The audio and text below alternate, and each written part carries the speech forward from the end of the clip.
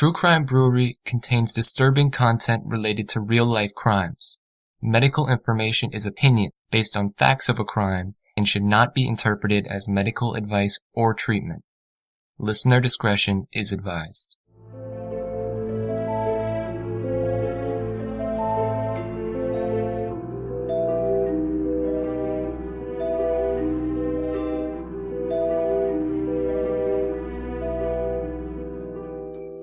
I didn't want her murdered. I didn't want her hurt. I didn't want anything in that nature to ever happen to her. It was a short marriage that wasn't good for either one of us. It was a nasty divorce. It was a adversarial relationship, always. People say you're like your mother. Do you like that? I think that's the best compliment I've ever gotten. Some days I can't stop crying, because I keep thinking about November 7th. I was actually running home from school. I had some good news. I found out a guy that liked me was going to ask me out. So I was so excited, and I had to run home and tell her that I was going to sit by the phone all weekend. I walked through the front door. The first thing I really saw is the baby. Just babies crying. That was the only noise I heard, was babies crying. So I didn't understand, how she could just let them sit there and cry, because she didn't do that. I had done 2 circles around the house trying to find her, and kind of struck me to check the laundry room. There was, blood, all over the floor. 3 of them had it, streaked on them. One of them had it in his hair. I don't think it registered in my mind that she was right at my feet. I didn't believe it. I looked at her face again, and when I actually bent down and looked at her, that's when I realized that she was dead. Hello? Hello? This is the 911 center. What's the matter? My mom is dead. Oh, God.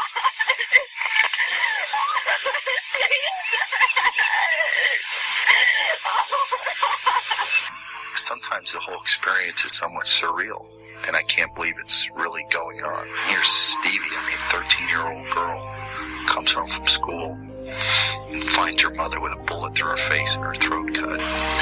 It's going to be tough for her.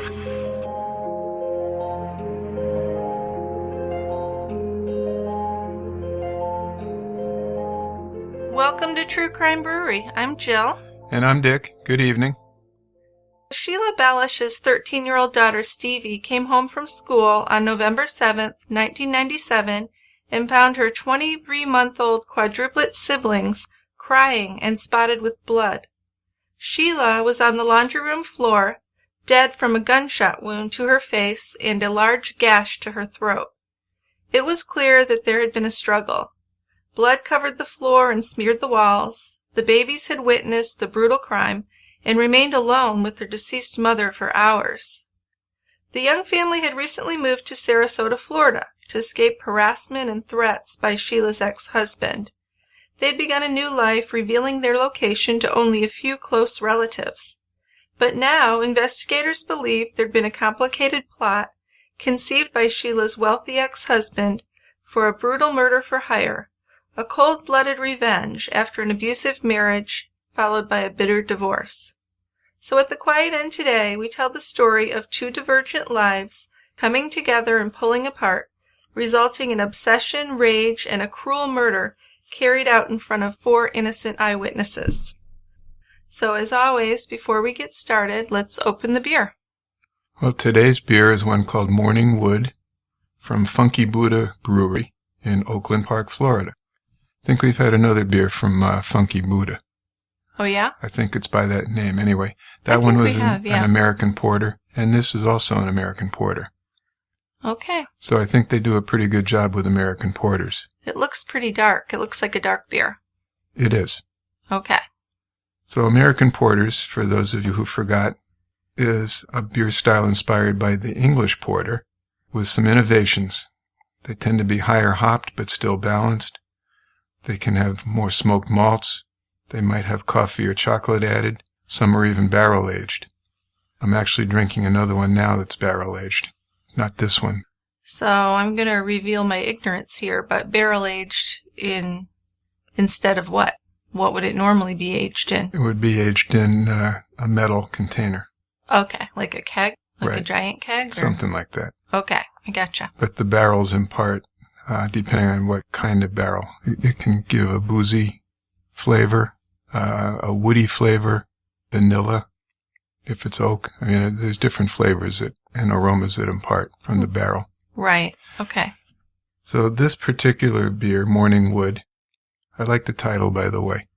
Yeah, it's kind of suggestive of things, isn't it? I think so. I think it's actually more than suggestive. Okay. But I'm going to leave it at that.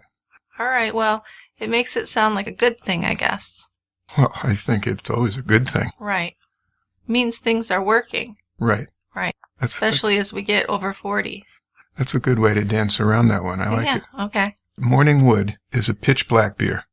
Has an aroma of coffee, some smoke, some maple, and some vanilla. Taste follows the nose. Nice coffee taste, little bit of smoke, littler bit of maple, teeny bit of vanilla. Might be a little bit on the thin side, not as robust, but still a very excellent beer. Let's try a few. Okay, let's open them up.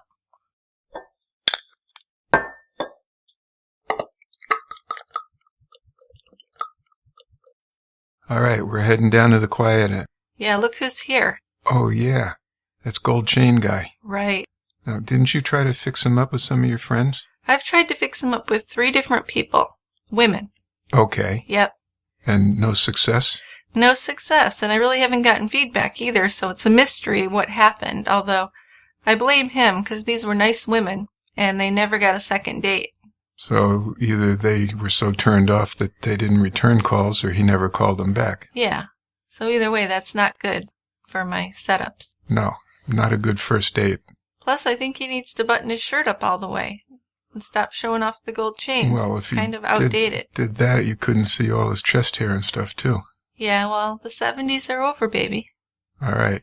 Yep. So I guess we're not fixing him up, or you're not fixing him up anymore. No, I think I've given up on that. All right. Goodbye, Gold Chain Guy. That's right. He's on his own. I think he looks like he's scouting out the room. He'll do okay on his own. I'm sure he is. Yep. Maybe you can get a second date sometime. Maybe he does with other people, just not the ones that I've tried to set him up with. Oh. Yeah. So you're setting him up with really nice women that don't put out on the first date? I have no idea. Okay. I would guess that at least one of them would if she liked him, but she must not have liked him. Okay. Okay, so I don't know if I said what the title of this episode is. It's 4 Little Witnesses, the Murder of Sheila Bellush. So what we're going to do is what we usually do. We're going to go back and start at the very beginning. Let's do some background. Okay, so Verma Jean Williams. She was on her second marriage when she gave birth to her 5th child, Sheila, in 1962. Now, Jean, as she liked to be called, had married the first time when she was only 15 years old. So that's rough. No kidding. Yep. She had 2 sons. I mean, even in the 50s, that's an early age to get married. Yes, I think it was that kind of situation, family situation, where that kind of stuff was happening. Okay. So she had 2 sons before that marriage fell apart, and then she worked for years as a waitress and a bartender. She met Sheila's father when he was stationed at Keesler Air Force Base in Biloxi, and then they had 4 daughters, so 6 kids total. Yeah, and she's probably still in her 20s? I think by the time she had the 4 daughters, she was getting close to 30 at least. Yeah, it's still... Wow. It's a handful. Mm-hmm. Now, Sheila was a tiny child, but she was the feisty one. Her younger sister, Carrie, who was born in 1967, would become her best friend. Jean had a tough time disciplining Sheila. Sheila was stubborn, and Jean was not opposed to spanking. Huh, good combination. Yeah, well, I guess so. Carrie looked up to Sheila. Sheila was athletic, she played the piano, and she was quite popular with the boys. Now, she only grew to be 5 feet tall and 98 pounds, so she was a tiny woman. But she had a strong presence, they said. Now, Jean divorced their father, Frank, but he remained very involved in their lives. He was a good guy. But then Jean met her 3rd husband, a fighter pilot named Don, while she was still in her 30s. Now, he moved the family to Arizona, where he had grown up, and then they bought a peach orchard. Yeah, I always think of Arizona as being too hot. I know, right? I mean, maybe citrus fruit and stuff, but I wouldn't think of peaches in Arizona going together. Well, I just picture peaches down in Georgia, Florida area. Yeah. But I guess we're wrong. Not in the dry heat of Arizona. Well, they did, and it did quite well. Yeah. But Jean hated the heat down there. But it was pretty much a good marriage because Don was a stable guy, and he really helped her out with raising the children. So he was successful. He was working as an architectural draftsman and running the orchard as well. A few years later, Don transferred to a building company with his boss, and the family moved to Oregon, which really seemed to suit the girls and Jean better. The cooler air, they kind of like that better than the hot Arizona sun. Yeah, we've been in that hot Arizona sun. Yeah, I don't think I'd want to live there. I think it would be tough. Although, I don't know. It seems like every region has its benefits. Sure. Right. Just depends what you like. So Sheila attended high school in Salem, Oregon. She was smart, she got excellent grades, but Sheila didn't make the best choices in the guys she dated. She seemed to be attracted to men with a bit of danger or an edge to them. So that can really be trouble. Well, yeah. We keep hearing about that. What is it with you women? Like those tough boys.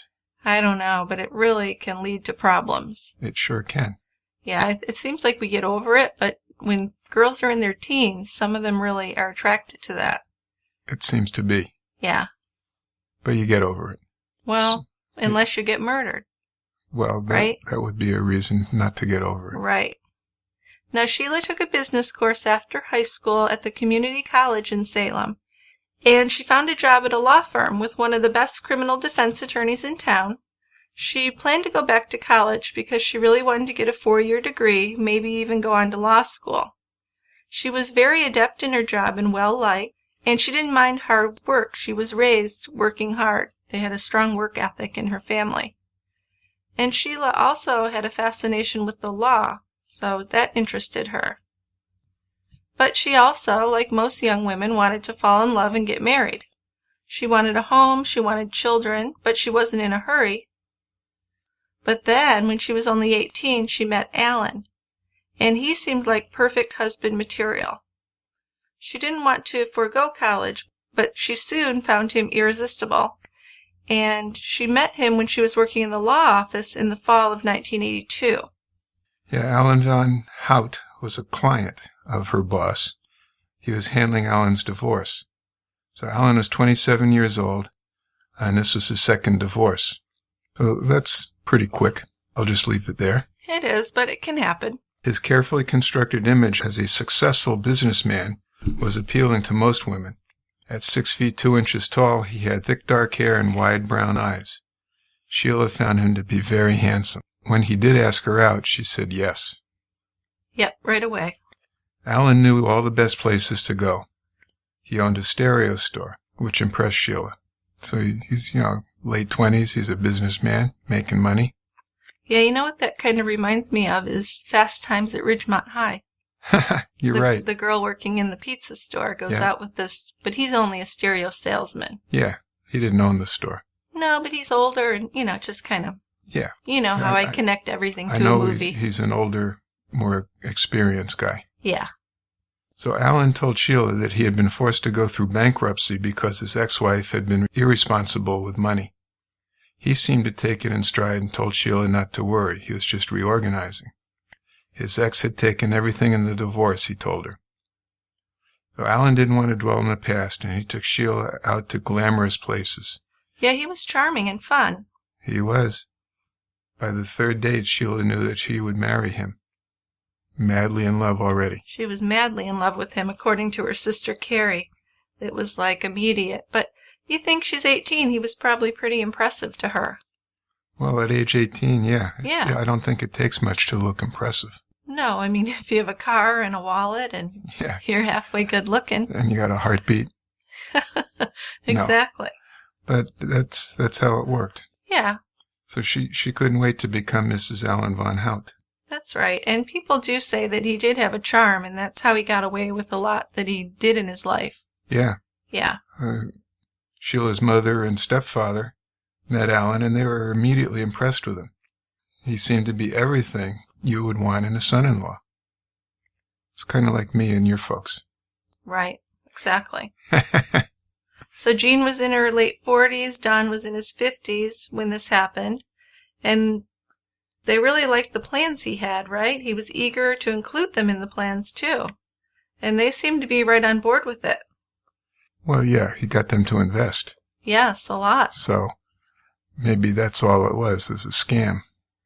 Well, he told them that he'd filed for bankruptcy, so he was honest about that.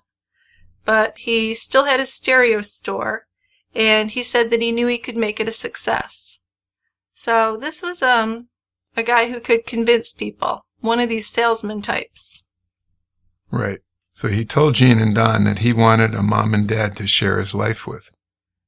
Yeah, he did. Yeah, this is... Which sounds a little weird, but maybe... It does. I mean, they haven't been going out that long, right? No, it was pretty quick. They are planning on marriage or at that time. Yes. But still, he's hitting up his prospective in-laws for money. Well, he's not really posing it as asking for money, though. He's kind of posing it like he's doing them a favor. It's an investment. Right. Now, Allan only had his maternal grandparents in his life. He didn't have any parents left. Not around, anyway. Right. I mean, they weren't dead, but they weren't around. So he told Jean and Don that he'd give them a 49% share in his stereo store, and he would keep 51%. That would protect them, he said, because he would take on all the debts as a major stockholder. Now, that doesn't make sense to me. I'm not a business person, though. Well, does that make sense? No, that's all bullshit. Okay, I thought so. Yeah. So it's 2 percentage points difference. But that gives him control over things. Well, it does, and it lets him do things that might not be in the best interests of Jean and Don. And I think that's what happened, yeah. But they readily agreed to invest with Allan, and they actually used the equity in their home to open a line of credit for the three of them. Now Sheila, meanwhile, was making plans for their wedding ceremony. Carrie wasn't so sure about Allan, but the rest of the family really thought he was just the best thing since sliced bread, I guess. And Carrie was only 14, so nobody was really going to listen to her opinion. But he gave her a bad feeling right from pretty early on. And so she was the one that had the most insight into his character. Yeah, it seems like as it turns out. Well, I'm sure she was more objective, at least than Sheila. I mean, Sheila's in the throes of love, so yeah, she's not thinking clearly. And I can also see who's going to listen to a 14-year-old. Well, exactly. I mean, she doesn't really have any actual evidence of anything wrong with him. No. She just has a bad feeling about him. She just says, he creeps me out. Right. And back then, you really couldn't do an online search. No. It wasn't easy like it is today to check people out. Well, as it turned out, Allan had good reason not to dwell on his past. His birth in 1955 was not a happy occasion for his parents. They were both teenagers. His father, Guy, had 5 sisters, and Guy's father was very demanding of him. So Guy had had a miserable childhood, which kind of set him up to be a poor father. Yeah. I mean, you learn what you're experiencing. Right. So that's how you take care of things. Right, exactly. In high school, Guy met the woman who would be Allan's mother. Her name was Karen. So she was 2 years behind Guy, and they were madly in love, you know, as teenagers are. And after Guy graduated, the two ran off and got married. So in 1955, Karen gave birth to Allan. Yeah, but Guy left her before Allan was even born. He did, and that's really something. Because I guess the madly in love didn't last long. Apparently not. No, but Guy was he had a way with women. He went through women pretty quickly. Right. Yeah. So, and Karen blamed Guy for leaving, but she also blamed her baby, Allan. Yeah, now this is completely irrational, but it does happen, right? Yeah. So he was not having a happy childhood himself. He didn't have a father. He had a mother who was actually abusive towards him. Yeah, she was very open in telling him that he was a mistake and that he was ruining her life. Yeah. So that's a horrible thing to do. No kidding. I mean, if you're that miserable, I think that you should allow the child to be adopted. So he's got an absent father and an abusive mother. Yes, exactly. Tough situation. Guy was skilled in electronics, repairing radios, TVs, appliances, and eventually computers. But he saw Allan only one time as an infant. Before Guy was 25, he had ended up abandoning 5 children. But his third marriage lasted 15 years, and he raised his 2 sons from this marriage. But he never told them about his other children until Allan came to live with them. Right, so he married his third wife, pretending that he'd never been married before and didn't have any kids, when he'd actually been married twice and had 5 children. Right. Which he clearly wasn't supporting them either. No. So that's really scummy. That's really a shitty thing to do. Not a great guy. No, not in the least. But, as we'll see, it seems like Allan turns out to be worse than Guy in many ways. Well, we don't know that Guy murdered anybody. Exactly. So Karen had been married 3 times and she had 6 children. She was really a troubled woman, though. She had a bad temper. Right, she's always screaming at the kids, hit them with whatever she had handy when they did something to displease her. Yeah, Allan had moved in with his grandparents in the late 60s. He was a smart boy, but he turned out to be very manipulative from a young age. In 1970, Allan's Aunt Debbie and her husband came to visit the grandparents, and before they left, Allan asked them if he could come and live with them. That was awkward. They weren't sure how to respond, so Debbie said, well, maybe next time we visit we can talk about that. And Debbie and her husband Tom, they had a really nice house on the Pacific Ocean in Siletz, Oregon. Back home the next morning, they heard Allan knocking on their front door, so he'd just gone ahead and came to live with them. He said, I've come to live with you. He'd walked and hitchhiked 300 miles to their house, and he told them that he was 16, even though he was actually only 15. He'd left his grandparents and didn't even say goodbye to them. So it seems almost like he has an attachment disorder. I don't mean to try and be clinical about it, but he didn't seem to really have an attachment or care about anybody. Yeah, well, let's look at this. I mean, I can see him wanting to be out of the abusive home that his mother ran. Yeah. But he moved in with his grandparents. Who seemed to be pretty nice to him. Took care of him. Right. And then he left them kind of abruptly, or maybe more than kind of, and ended up with his aunt and uncle. Right. So, anyway, they allowed him to stay. They did. They didn't insist he go back to his grandparents. So he stayed there for a little over a year, and then he left to meet his father, Guy. We're getting full circle here. Guy lived with his family about 70 miles away. When Allan left to live with Guy, Debbie and Tom were a bit shocked by how easily he walked away from their family. So here's another example. So by this time, Guy's with his third wife and the 2 boys that he had with her. And Allan goes to meet him because he hasn't seen him since he was an infant. He doesn't really know him at all. And just move right in with him. Yeah. The guy says, sure, come on and stay here. Well, he told his family about him for the first time before he moved in, so at least he did that much, I guess. Well, that was just before he moved in. Right. I mean, it must have been a bit of a shock.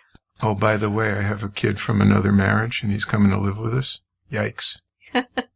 Right. I wonder if he ever told her about the other kids then. Yeah, because that's just kind of the tip of the iceberg. Well, if you're going to tell about one, you might as well tell about all of them, I think. I would. Okay. So Allan's new stepmother was Suzanne, and she made an effort to befriend him. She didn't really want to take over his mother because he's already, 16 years old. But she turned out to be a little bit afraid of him. He was given his own bedroom, which his 2 younger stepbrothers would end up calling the Chamber of Horrors, because Allan invented games there to play with his younger brothers. In one of the games, he would tie one of their hands behind their back and then give them a tennis racket to hold in their other hand. And then he would whip at them with a fishing line baited with hooks.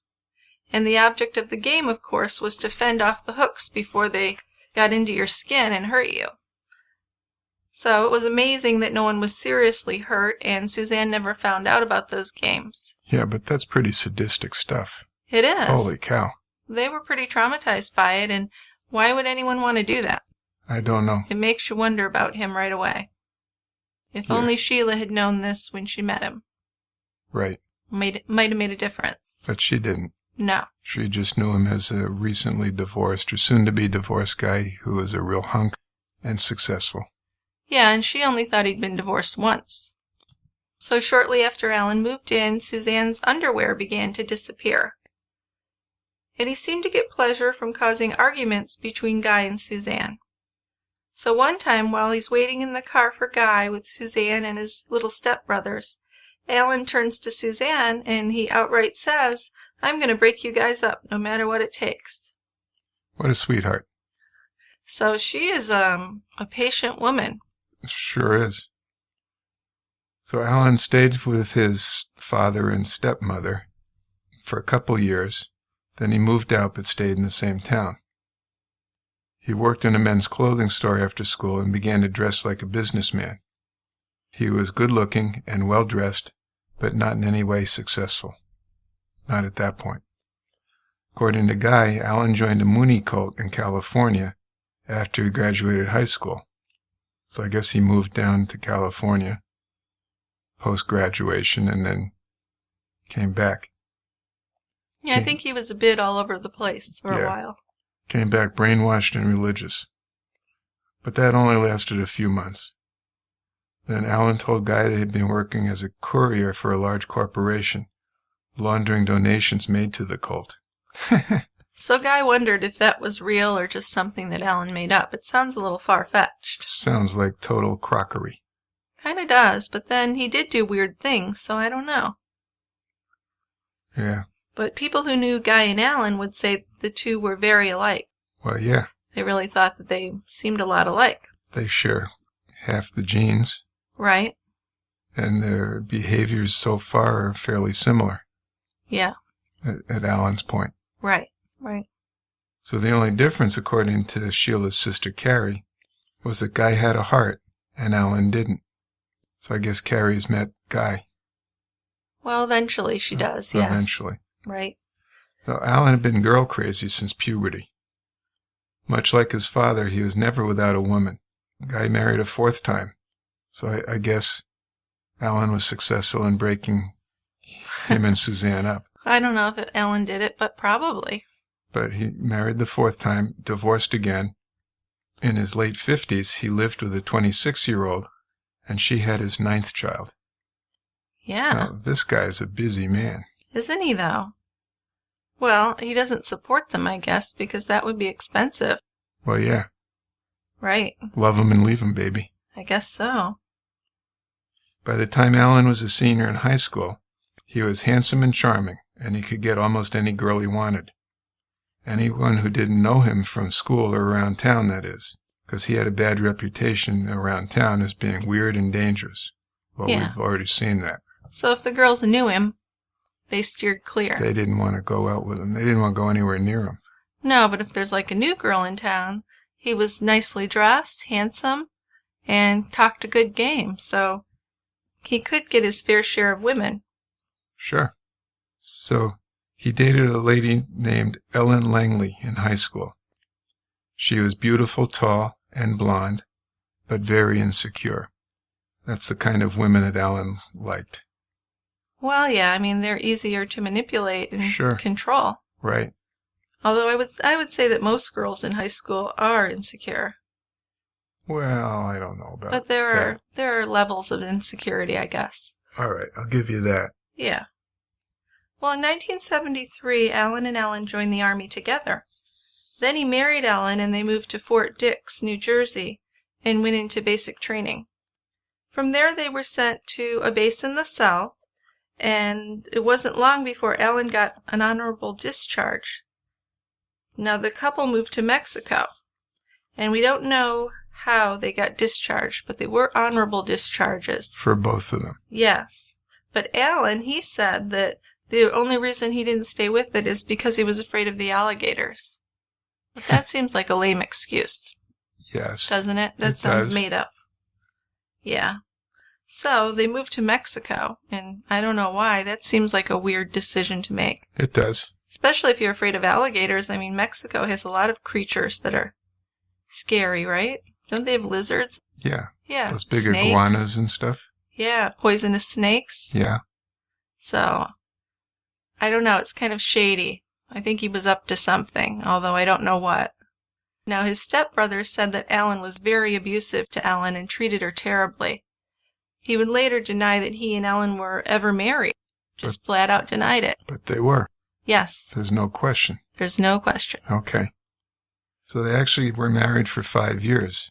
And according to Allan's stepbrothers, during this time, Allan beat the German Shepherd puppy to death. Now that's a special kind of shitty person to do something like that.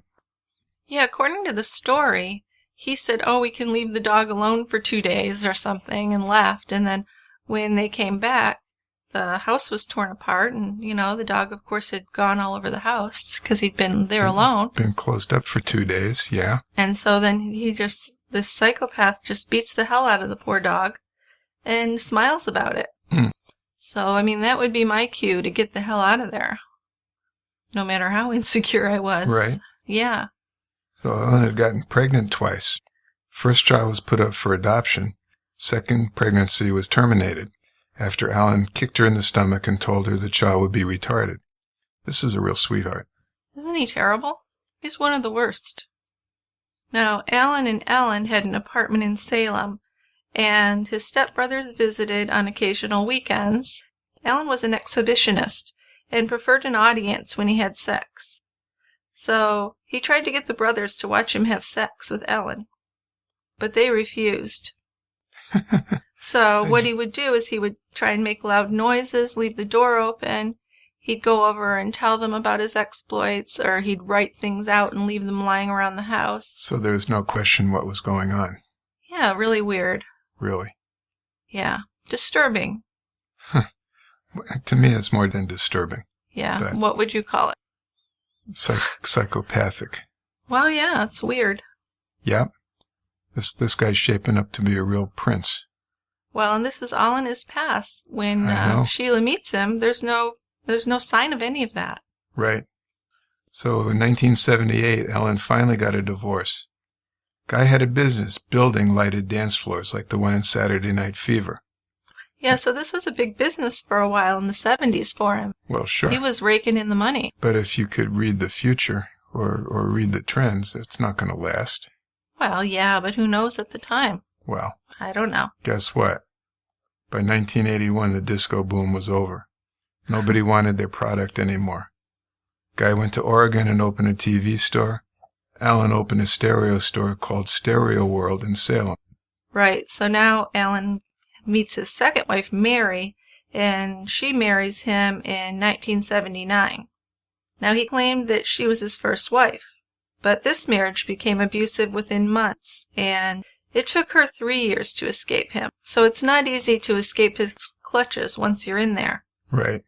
She ran to relatives, and then she finally disappeared down south because he was threatening to kill her and stalking her. She's still alive? She was still alive, yes, because Debbie and her husband, who was his name, Tom, right, they had gone down traveling south years later and ran into her working as a waitress in a restaurant. And she was terrified when she saw them, like afraid that they were going to tell Allan, even though it had been years. Right. And they said, oh no, we're on your side. We're not going to say anything. You're safe. Right. So, that really says something about him if someone's going to give up their whole life and move out of state and go into hiding. And she's in hiding. Yeah. And she doesn't want him to know where she is. No, she really believed he would kill her. He'd already been physically abusive and threatened her. To 2 wives. Yeah. So this was the man that Sheila fell for in 1982. Yeah, which is a real shame. She doesn't know this, all this stuff at the time. No, she's really kind of a victim from the beginning, the way that this is, his past is hidden from her. Right. But they married in February of 1983, after his divorce from Mary was final. He moved in with Sheila in her parents' home. Carrie, still in high school, lived with them. She said he seemed fun at first, but he was not who her sister thought he was. Yeah, so Carrie figured him out long before Sheila did. Right. She warned her sister about him. She tried, but when someone's in love and then they're married, it's hard to change their mind like that. Right. And then there was an incident with Allan and Carrie. Yes, really creepy. Because he'd taken over Carrie's bedroom when he moved in. Right? Carrie was still in high school. And Allan moved in with the parents and Carrie and Sheila. And when he took over Carrie's bedroom, he brought with him an expensive stereo. He's got the stereo store. Right. He's the big shot. Right. Let me give you the top-of-the-line stereo. Right. Then one day while Allan wasn't home, Carrie went to listen to the stereo, and she fell asleep on her old bed. And then she woke up horrified. Allan was lying on top of her, trying to, molest her, basically. Well, molest her is trying to have sex with her. Yeah. So he said to her, which is really creepy, he said, "Hey, it's okay. We're just keeping it in the family." Yeah. Nothing wrong with that. God. Now, I'm surprised she didn't go tell her parents and Sheila about that. Yeah, but she didn't. No, she escaped, and then she just avoided being alone with him after that. She said she didn't tell Sheila because she knew that Sheila wouldn't believe her. Because at that time, in Sheila's eyes, Allan really could do no wrong. And also in her parents' eyes, so she's kind of in a bad situation there. For sure. Yeah. But she learned to deal with it. The best she could, yeah. Right. But she couldn't save her sister from it. That's the sad part. That's the sad thing. Sheila had high hopes for her future. Allan, meanwhile, opened a second stereo store in Corvallis, Oregon, near Oregon State University. So here's an up-and-coming guy. He's got 2 stores, bringing in the money. Well, it seems like he probably could have been a successful businessman and been a decent person. Well, but he wasn't. Could have. Yeah. Right? I mean, he did have talents to sell things. So Sheila was pregnant within a year. Boom. Yeah. She and Allan moved to a high-rise apartment in Portland. Their daughter, Stevie Nix Lee Von Hout, was a pretty baby with dark hair like Allan. I like the Stevie Nix name. Yeah. Well, the names they picked, Stevie Nix and Daryl Hannah. Yeah. So we know where those came from. Right, exactly. Well, Jean and Don were really happy with their investment because the store seemed to be thriving. But they didn't know the reality, of course. The bills weren't being paid, and the business was actually near failure. So they were being sued for selling defective stereo equipment. But Allan said, "Oh, that's not anything to worry about. It's just like a nuisance lawsuit." So in 1984, Jean and Don began to see issues with the business. A warehouse which was supposed to be filled with new stereo equipment actually held some junky old TVs that didn't work. So he said he had all this collateral, but he really didn't. So they're really screwed here. These are people like middle age trying to settle down and have money put away. Thinking about coming up retirement. And they've given a bunch of money to this guy. Well, yeah, the house equity. Going to disappear. They took that home equity loan. Well, and it gets worse.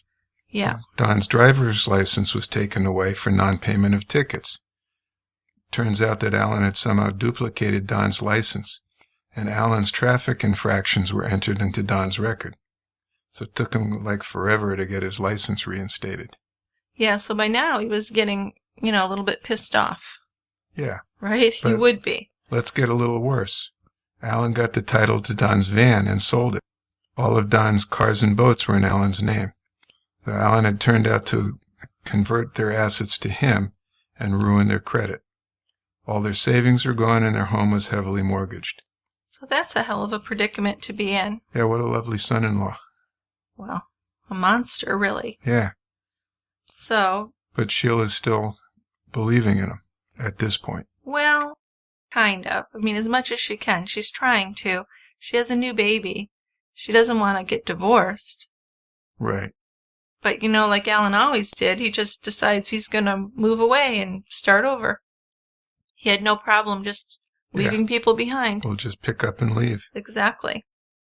He made arrangements to move to Hawaii, and he blamed the failure of the stereo business on Sheila's parents. So Sheila was in a bad situation here. She's forced to choose between her parents and Allan. So If she chooses her parents, where's she going to live? What's she going to do? Her Well, parents don't have the resources to help her. She's, 19 or 20 with a baby? they've been living with their parents, so she could continue No, doing they were in that. an apartment by this time. Oh, that's right. They were in the apartment in Portland. Yeah. But she could move back in with her parents. She could, but that's hard to do. I know. That's not something you take And lightly. I guess she's not thinking things are at rock bottom yet. Well, she knew that Allan had done something, like deceived them or lost money. She knew that it was Allan's fault in some way. Yeah. But she still had this hope of saving her marriage. She probably still cared about him. And she had a baby who wasn't even a year old yet. So she chose Allan. And then there was a long estrangement between Sheila and her parents after that. I can imagine. Which is something that abusive men do all the time, or abusive people, not just men. They separate the person they're abusing from their support system. Right. Right? Because they want them to be dependent on them. And isolated. Exactly. Yep. So Allan assured Sheila that he would make a fortune in Hawaii. We've heard this, but anyway, he's going to make a fortune. Then they could return to Oregon and make it up to her parents. Yeah, so she held out hope that that could happen. I think that she could, or would. Yeah. At least at this point. So they rented a house in Honolulu in 1985. Allan left Sheila and went to Taipei to look for a product to build an empire. They survived in the meantime by selling stock from his stereo stores in Oregon. Right. So even though they did have some stock and a little bit of money left, he didn't even share it with her parents. He just he paid the bills with it so he could go to Japan, which he had some kind of weird fascination with Japan and the book Shogun. Now, I've never read it. Do you know what that is? Shogun? I know it's a popular book and it was a movie or something. I read it a million years ago. Okay. It's about feudal Japan. It's a historical novel. Okay. So there was a guy played by Richard Chamberlain. Right. Named Blackthorne. That's what Allan changes his name to eventually. Oh, you're right. Because he's fascinated with it. I didn't even connect it to. Yep. That's where he got the name. Yeah. Okay. So he has no problem just starting over. Wipe the slate clean. Which I don't know. I mean, in a way, that's kind of genius. But then most people can't do that. Right. So when Carrie graduated from high school, she bought a ticket to fly to Hawaii and visit Sheila and her niece, Stevie Nicks. And she got there, she just couldn't believe how bad Sheila looked. She was 4 months pregnant with her second daughter, so, oh boy, you know. Yeah. And she looked malnourished and tired. And then the house was crowded. Allan had brought over several relatives, including Guy and his son Randy, to help with this new business they're going to start. So it looks to me like Guy and Allan are cut from the same cloth, just these con artist type people. Well, yeah, I like how Carrie put it, that they're the same except Guy has a heart. So Guy didn't beat anyone or kill anyone, but he was, kind of a shyster. Definitely. Yeah. So in Taiwan, Allan found a device which could stimulate muscles with an electronic pulse that made them contract involuntarily. We've heard this stuff. Yeah, but these don't work, right? No, they don't work at all. Well, it's just bullshit. They do increase circulation, but I mean, they don't work as an exercise device. They don't. Yeah. But Allan predicted that these would be like magic to people if they could tone their muscles without exercise. Sure, we're looking for the holy grail here. Everybody's looking for the easy way. Yeah, how to be buff without doing any work. Right. So he saw the potential there, and then he knew that Guy could help because Guy had the electronic skills. Guy was great with anything electronic. So he thought Guy could come over and help fine-tune the devices. And then they could make a fortune in Hawaii. That's it. Allan called this product the Healthtronic. He got a $160,000 loan from the Bank of Hawaii to buy the devices from Taiwan. Now, I can't imagine how he got that loan. He must have really had a way with words. Well, he must have had a good business plan, too. Yeah, I guess so. I mean, I guess that's one of the most important things, but don't you also have to have some good credit and good history of paying your bills? You do. And he didn't really have that. He had none of that. So he must have had a really good business plan. Well, he had to. Or he just didn't talk about the failures of his stereo stores. Well, he probably blamed it on the ex-wife or the in-laws.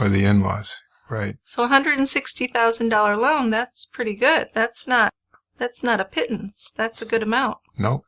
So he'd sell the devices first to physicians and patients to use to rehabilitate weakened muscles. That was the plan.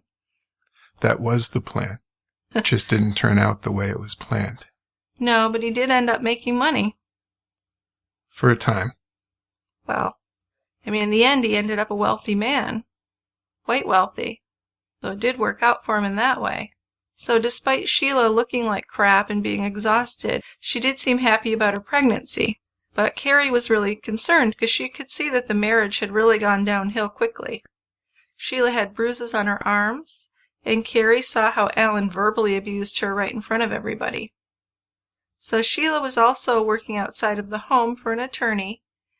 Guy and Randy saw the abuse that Allan inflicted on Sheila, but they didn't stand up for her. They just kind of stayed out of it. They thought, well, that's his wife, that's his business. Right. Sheila still continued to believe that things would get better. Maybe if Allan became successful in his new business, he would be happier and treat her better. But the FDA wasn't okay with Allan making claims that his Healthtronic was a cure-all. So in 1985, U.S. Marshals arrested Allan and seized his 2,700 muscle stimulators. Yeah, this was like a big scandal. Well, no kidding. It's a really rough time for Sheila. Yeah, and how does Allan respond? He accuses her of being pregnant by someone else instead of him. What a stand-up guy. Right. And we know by this time that he is beating her. She's trying to cover it up, but it's apparent that he's verbally and physically abusive. Right.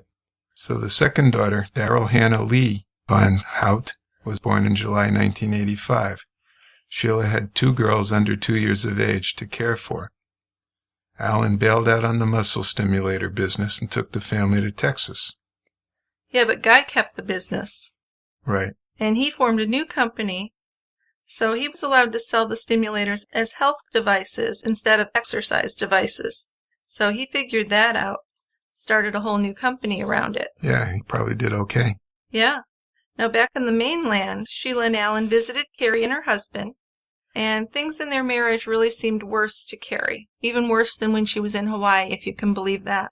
So when she kind of jokingly said to Allan to be nicer to Sheila, she tried to, how you say something to someone that you mean, but you make it a little jokey.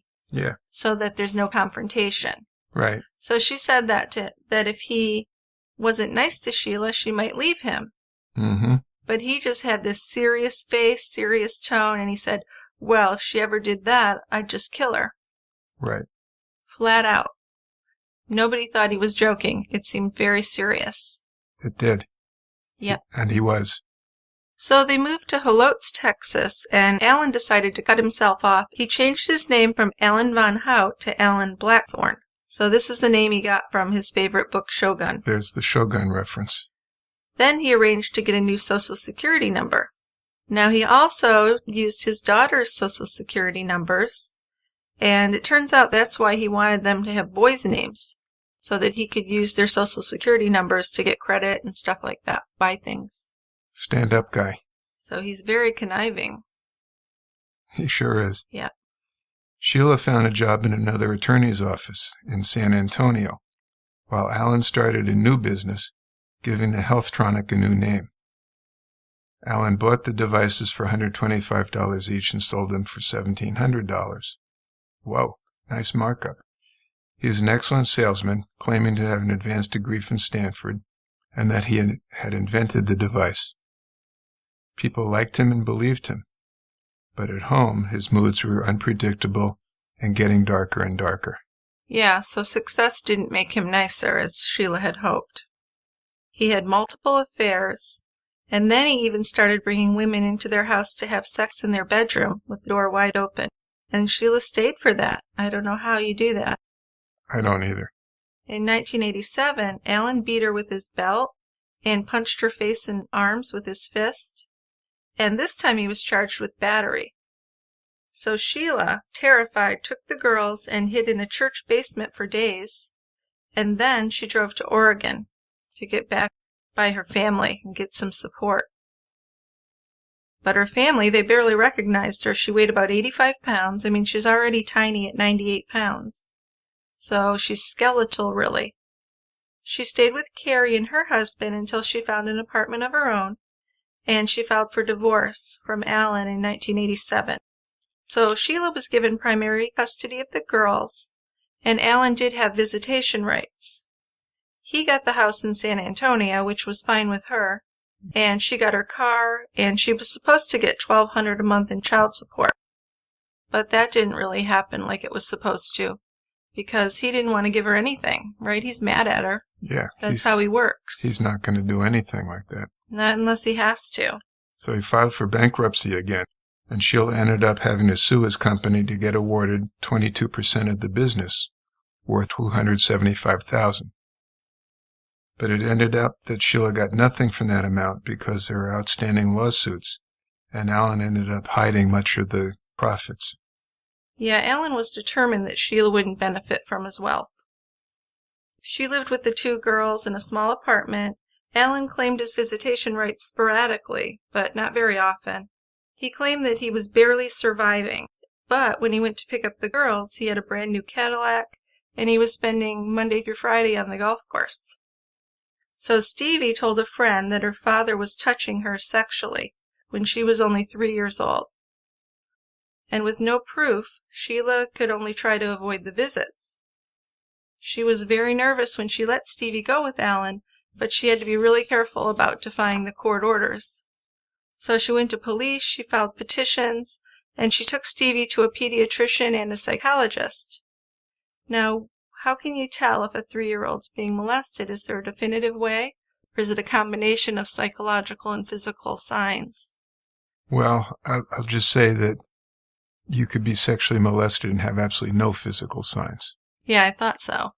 But the things that would indicate sexual molestation obviously are injuries to the genital area, to the vagina, perforated hymen, things like that. So you really need a psychologist as well, unless there's something obvious like that. Yeah. I mean, unless there's some overt physical findings. You go by the history and what she's telling the psychologist or the evaluator. Right. Well, they did confirm that she'd been molested by her father. I think it was mostly the psychologist who figured that out. And Allan was charged with aggravated sexual assault. But then the charges were dismissed. Even though the psychologist testified, they didn't see it as proof. I mean, it's hard when you're talking about a 3-year-old. I would imagine. Well, I'm sure it is, but still. And you've got a 3-year-old who claims that her father was touching her inappropriately. Right. And you have a psychologist who testifies that this apparently happened.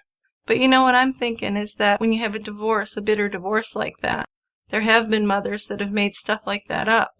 So I think it's harder to believe when you're in a contentious divorce that, a woman could have her child, they could coach the child to say stuff like that. It's happened. I mean, remember Sure. the McMartin preschool? I mean, that was... Oh, yeah, but I think that's a different story. Well, different kind of story. It's a different story. I'm not saying that she did make it up. I'm just saying that would make it hard to prove. Harder. If you're in a bitter divorce and you don't want him to have custody. Yeah, I'll agree with that. Okay. But at the same time, you've got a psychologist and the child herself saying this is what happened. Well, it's a tough one because you want to err on the side of keeping the child safe, but then you don't want to destroy the life of someone who didn't do it. Right? I mean, if someone didn't do it, you don't want to destroy their life, which can happen. I guess so. So it's a touchy situation. Yeah. So Allan was still on probation, though, from the battery charge when he beat Sheila before she left. And then he was released from probation after 30 days, even though he didn't pay his fines or his child support. So I don't know how that works. Well, again, I'm thinking these court people aren't real great. Well, I'm thinking he's the kind of guy who would rather pay a fortune to the attorneys than let her get anything. Okay. And just drag things on. Well. And that's just what I'm thinking. He got lucky twice here. He sure did. So Sheila was terrified of losing custody of the girls to Allan. He had the better house, the better car, and he had the time and money to fight her in court. As the girls got older, they began to notice that their father's house was nicer, and he had more money to spend on them. If Sheila disciplined them, they would sometimes ignore her and talk back. They didn't have to listen to her, they said. Daddy said we can go to the judge and they can go live with him. Here, how would you like to hear that from your kids? Well, that's the thing. He's undermining her at every turn here. So she's in a tough situation. She sure is. Allan fought an increase in child support by filing for full custody of the girls. He alleged that Sheila was mentally and physically abusive to them. Sheila restated her allegations of sexual abuse. Sheila was eventually awarded increased child support, which made Allan furious and continued the dispute. Yeah. So it's a back and forth here. It's a really bad situation. It sure is. So Allan approached legitimate businessmen based in Vancouver, Washington, to start a new business selling his muscle-stimulating devices. He didn't have to put in any of his own money to become a co-owner in RS Medical. And this was a sweet deal. He earned a salary plus 10% of annual pre-tax profits. He also held 50% of RS Medical stock. He helped open branch offices across the U.S. Now, their revenue in 1995 was $8.7 million, and that doubled in 1996. So now Allan was a rich man. Yeah, it just bugs me. Isn't that mind-boggling? Because he's just this asshole who doesn't have a clue of what's going on. And somehow he stumbles into this moneymaker. Yeah, it is annoying when someone makes that much money. And it doesn't seem like they have to work that hard. I mean, think of the college, the training that you go through. Well, yeah. To make a fraction of that. I know. It's, but, life's not all about money, thank God. And life isn't always fair. So Allan met his fourth wife through a matchmaking company in 1993. Maureen was the friend of Allan's planned date. So she had a college degree and had moved to San Antonio in the 1980s for a sales position. She was well-dressed, tall, well-spoken, and she really caught Allan's attention. So those two began to date. Now, Maureen's family hired a PI to check out Allan's past, so that was smart. Good for them. Yeah. Didn't work, though. Maureen didn't really listen anyway. The PI found out that Allan had lied about his education, his work history, and Maureen's family tried desperately to talk her out of marrying him. They were not for it at all, which was smart. But Maureen was in love, and she wouldn't be dissuaded, and she went ahead. Yeah, again, we're looking at an educated woman. I know, right? And he's like this creep, but he does have a lot of money. Well, I can't believe that it was just the money. There had to be something else that attracted her to him. Sure. I think he could be charming. But still, I mean, you get all this info that the private investigator digs up, and you think, there's no way I can marry this guy. Well, I guess not. And but he did have answers for them, although they were pretty lame. They were not believable answers. Like he said, I did go to Stanford, but it was under a different name or some bullshit, which you could check. Sure you could. But she didn't want to check because she was in love. I tell you, that love can really get you in trouble. Now, Sheila continued to win in the court. She maintained custody of their daughters. In 1992, she met Jamie Bellush. He was a pharmaceutical salesman for Pfizer and an ex-Marine. He'd served in the Persian Gulf. He was 30, around the same age as Sheila, and he seemed like a kind and dependable man, very different from Allan. He came from a stable, loving family. He had a degree in chemistry. He was 6'1" and kind of chubby. He looked like a football player. And he didn't seem to mind at all that she had 2 daughters, and he seemed happy to want to be with her and help her raise her daughters. Good for him. Yeah. So they were married, and Sheila regretted that she'd had a tubal ligation after the second pregnancy, because she wanted to have kids with Jamie. Well, it was a smart thing to do at the time, though, because she didn't want to have any more with Allan. Right. And Sheila had hopes that she and Allan could stop fighting now that they were both remarried, and she could finally have a comfortable life without living in fear. I don't think that's too much to ask, right? Right. So just a couple days after her marriage to Jamie, she's back in court fighting against Allan for custody of the girls. Yeah, so they couldn't even go on a honeymoon because she had court 2 days later. Right. Sheila knew that he didn't really want more time with the girls. When they did stay with him, he was too busy golfing and going out for dinner. His administrative assistant did most of the looking after of the girls. Yeah, the Bellushes had counseling, and a decision was made to bring up Allan's sexual abuse in the custody dispute. So as soon as they brought that up, Allan decided to drop his claims to custody because he didn't want that around. So Well, before, of course not. Right. So before Maureen married Allan, Sheila set up a meeting with her to warn her of Allan's true nature. Now this never works, trying to blame the other woman. No. I mean, not blame, trying to warn the other woman never works. It's a mission doomed for failure. But I think she did mean well. She was trying to save her. Well, sure. I mean, from Sheila's standpoint, she's doing a good thing. She tried, but it didn't work. Yeah, but it's no wonder to me that Maureen said, "You nuts." Yeah, Maureen looked at her like she was crazy. And then when Maureen and Allan got married, Maureen was already 4 months pregnant anyway, so she probably felt like she needed to get married at that point if she wanted to have a baby and a father and all that. And she refused to accept any warnings and seemed really thrilled to be marrying him, so good for her, I guess. She seemed to be the first wife of Allan, actually, who had strict rules in their marriage, and within a couple of years, Allan became an obedient and faithful husband to her. He did.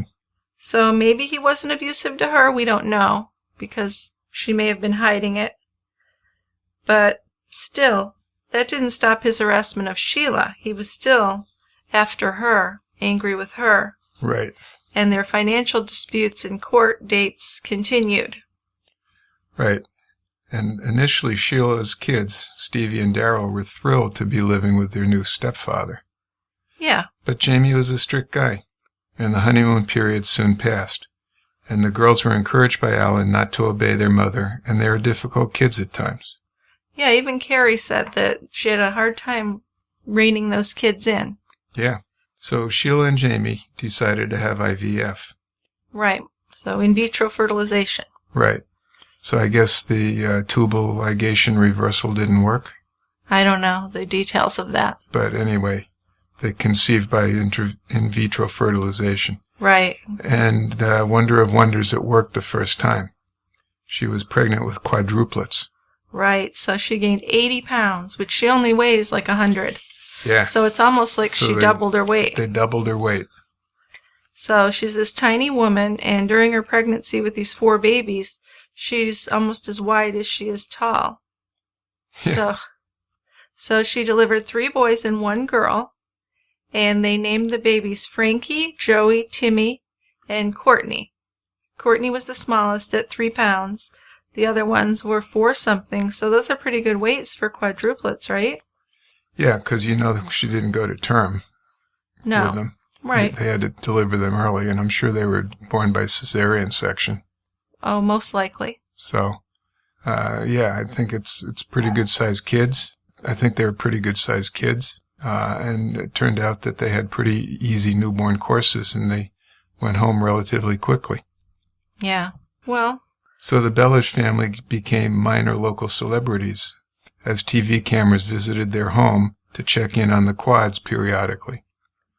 Yeah, so you wonder, did it bother Allan to see Sheila with her new husband and babies happy on TV? I mean, it really might have. It might have fueled the flame. Sure. So I'm really surprised that she did that. That she didn't just, say, no, we don't want to be on TV, which she could have done. So Jamie and Sheila moved into a big new house with their 6 children now. A neighbor woman, Pat Aday, was a stay-at-home mom who was quite judgmental, it turns out. Stevie and Daryl were wild sometimes. Stevie was boy crazy, and she had begun to sneak out to see neighbor boys when she was only 12 years old. Now at Allan's house, they had no rules, and they were allowed to go out with friends, some of them boys, when they were just 11 and 12. There was really not a lot of supervision. And then Daryl had begun to talk back to Sheila a lot. And then she would go to Pat Aday's house and complain when she was punished. So Pat was very sympathetic to Daryl and judgmental about Sheila. And she was actually believing everything that the preteen girls would tell her about how unfair Sheila and Jamie were to them. So it kind of became a feud between the two neighbors. Yeah, good neighbor. Yeah. I mean, she may have meant well. Maybe. I'll give her that. Yeah. But it didn't turn out that way. No, it turned out to be a real problem. Well, yeah. Yeah. Now, Jamie was pretty strict, though, and he would spank them. And Allan had told Daryl that this was abuse. And Allan began to pay more attention to Daryl, and she was happy to have his attention because he'd always favored Stevie before, the one he was molesting. So, one day, after Daryl talked back to Sheila and was warned that she'd be spanked, she ran to Pat Aday, and Pat let her call Allan, who called the police. Now, Pat met Allan, and she was really impressed with him. She fell for it, hook, line, and sinker. Right. So she became a bit of a spy for Allan, and this was real trouble in the neighborhood then. Because Allan's not a good guy, but Pat thinks he's wonderful, and that Sheila and Jamie are the not-so-good parents. Right. And then, eventually, the Blackthorns became friends with the Adays, so... Well, see? They've got that now, so they have someone on Allan's side watching them all the time. Mm-hmm. And Allan sought to hold Sheila in contempt for withholding visits with the girls. So this is a back-and-forth type of thing. Oh, yeah, it went on for years. Allan asked for an order to enforce visitation. Sheila responded to this by asking for a protective order and an increase in child support. In mediation, Sheila brought up Stevie's psychological reports and the allegations of sexual abuse. The next day, Allan canceled his motion. He was done. He gave up his parental rights. He realized that the charge of sexual abuse could hurt him. The Oak Hills Country Club would frown on child sexual abuse. I would imagine. He didn't want to give up his golf game. Well, that's his highest priority. Well, yeah. Yeah. And you got a good course, so you don't want to lose your membership in this place. But that's a pretty radical move to just give up your parental rights. That's a big deal. Yeah, it is. Yeah. But I guess he read the writing on the wall and knew he wasn't going to win. Yeah. So, he'd been playing golf for over a year with a young man named Danny Roca. And Danny was about 30, short and stocky with thick glasses. He'd once been the amateur golf champion of San Antonio. He was a well-known bookie, taking bets on all sports, and after he got to know Allan, Danny had a regular income just from betting on golf with Allan. I mean, sometimes they'd bet as much as $7,000 per hole. And Danny almost always won, because he was the better golfer. Yeah, he's got a good pigeon to pluck. For sure. Yeah. So Danny was working on Allan to get him to invest in a business with him and a friend of his. And the two went on a golfing trip together. So on the trip, Allan was drinking heavily, and he told Danny about his troubles with Sheila. He claimed that Sheila had been abusing his daughters. He asked Danny if he knew anyone who would kill Sheila for him. Danny said he didn't know any killers, but he did know someone who might beat her up for him. Allan told Danny that if he could handle the situation with Sheila, he'd give him 25% of a $20 million golf course project. Yeah. So that's a $5 million deal. All right. So that's according to what Danny said. Yes. Later on. So Danny went to his next-door neighbor and asked him to beat up Sheila. Yeah, so he was pushed by Allan to prove he was working on the Sheila problem. And he said to Allan that Sammy Gonzalez, his neighbor, would do it. Now, Sammy was the slow guy who really looked up to Danny. And when Danny went to Sammy with the proposal, Sammy said, well, I can't kill anyone, but I could probably beat someone up. But then when he found out that it was a woman, he said, oh, I can't beat up a woman. So we got some scruples here. Kind of, So, but it turns out he just gets somebody else to do it, right? Yeah. So he doesn't But really... the first guy wouldn't kill anybody, but he'd beat him up. But Right. if it was a woman, he wouldn't, so it had to be a man. Right. Otherwise, he wouldn't do it. Yeah. Although Maureen was pregnant with Allan's second son, Allan seemed to be obsessed with getting revenge on Sheila. He realized that giving up his rights to Stevie and Daryl was probably a big mistake, because now he had nothing that he could control Sheila with. So Sheila and Jamie decided that they needed to move.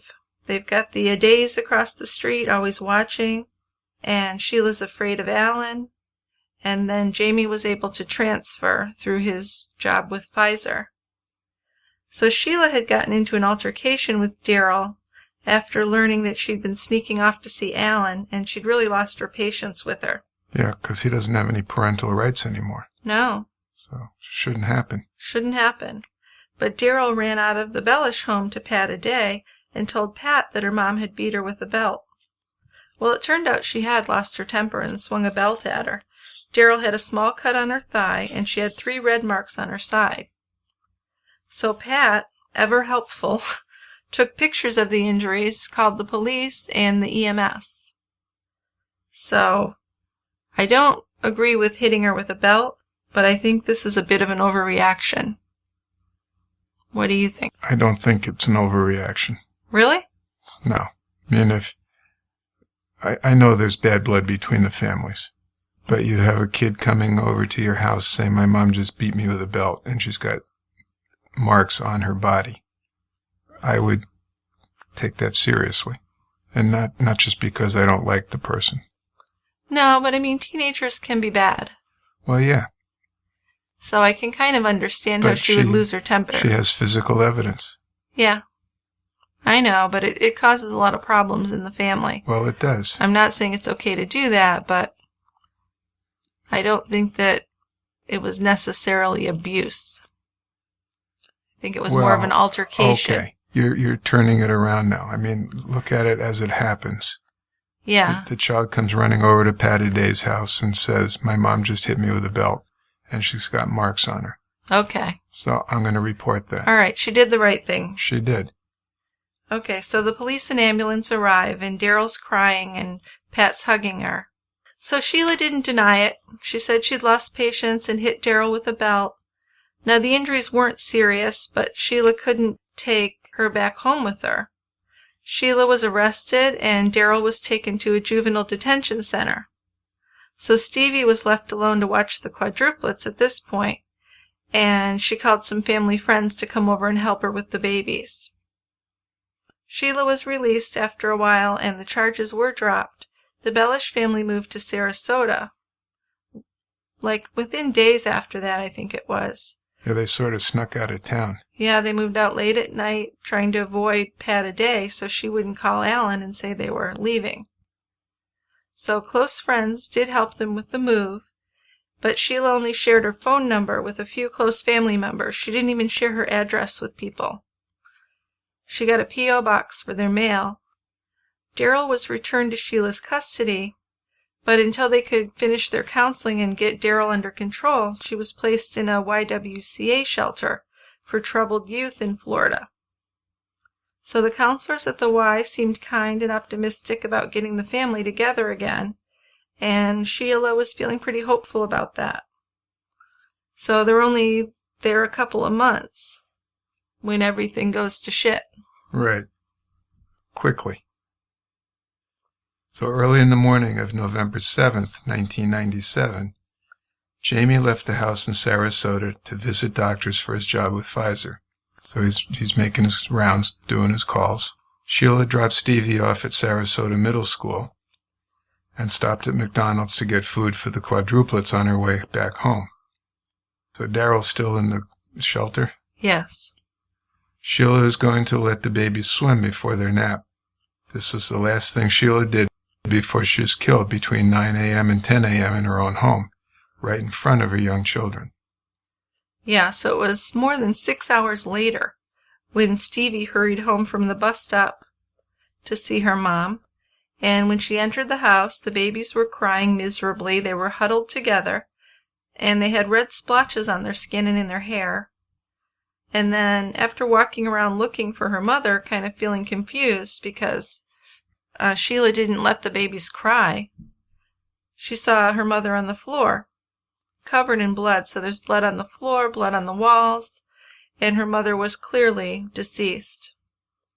Now, the wall phone was off the hook and didn't work, So Stevie ran to another phone in the hallway and called 911 immediately. So from the scene in the kitchen, police could tell that there'd been quite a struggle. When Stevie was asked if she knew who could have done it, she immediately said that she thought her father was responsible. She said he probably didn't do it himself, but he must have hired someone to kill her.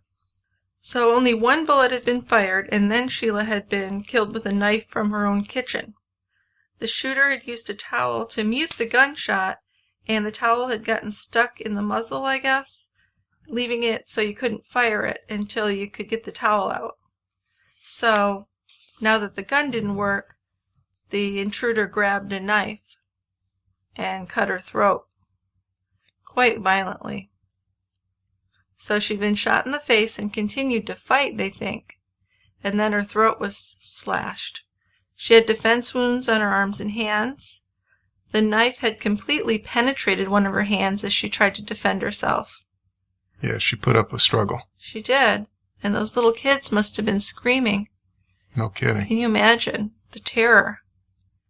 Then her throat had been cut from right to left and left to right, severing both of her jugular veins. So this was a brutal murder.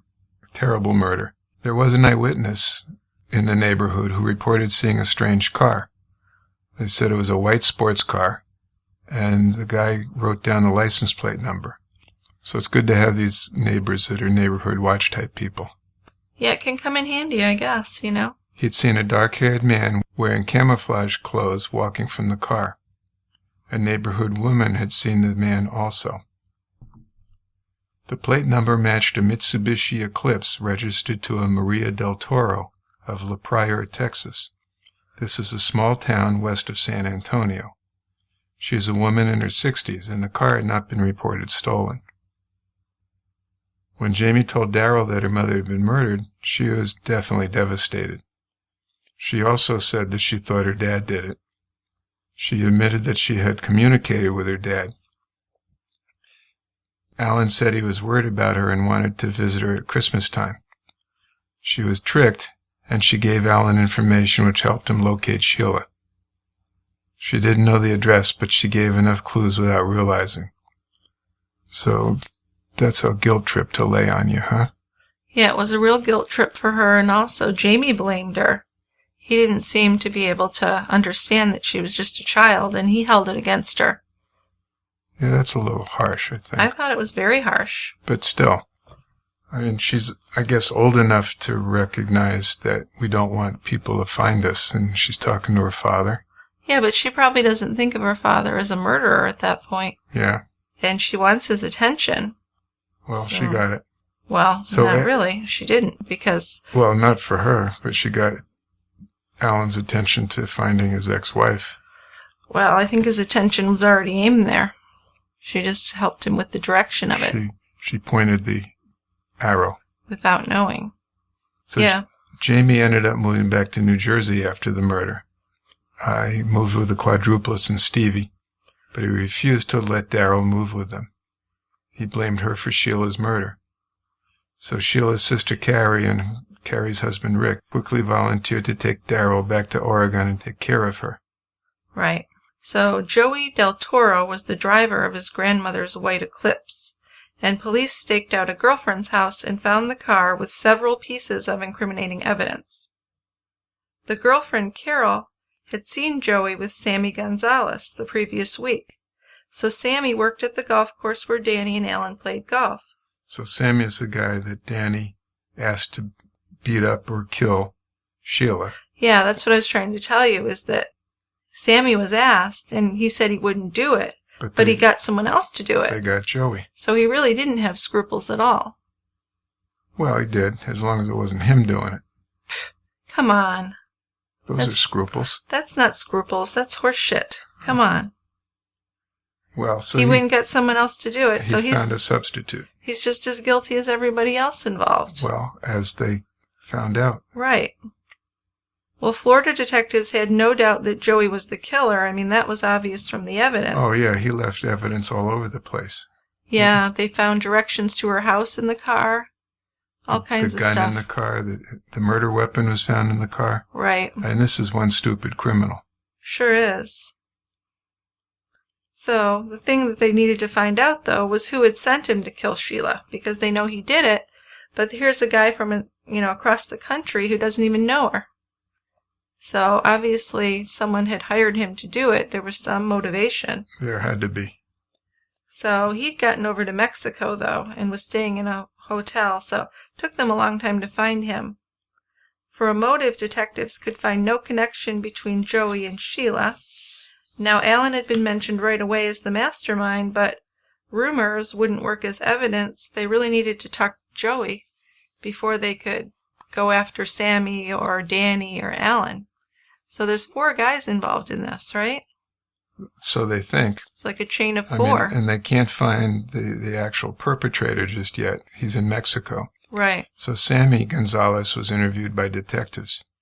And Sammy said he didn't know anything about a murder in Florida. Then he finally admitted that Danny Roca had asked him several months earlier if he would beat up a woman. At the time, Sammy said that he would not hurt a woman, but he thought his cousin Joey might do it. Yeah, let's ask Joey. He'll do it. Yeah. Weird, kind of scary people out there in the world, I think. Makes me want to stay in my house. No kidding. So Danny gave Sammy an address and a picture of Sheila.